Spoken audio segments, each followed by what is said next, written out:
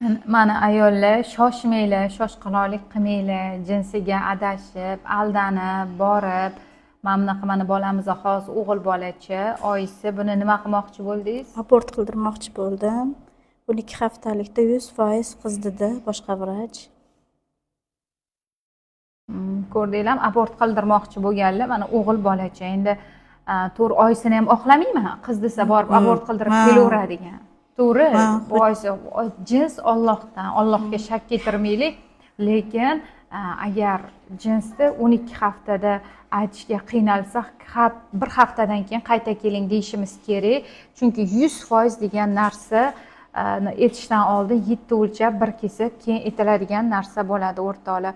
Shundaylar, ayollar shoshmanglar, jins aniqlash bo'yicha shoshib yugurib qaror qabul qilmanglar.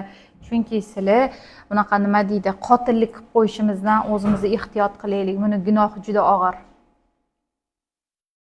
Gulnoz opa, sizga ham katta rahmat. Alloh iloyim ishlaringizni rivojini bersin.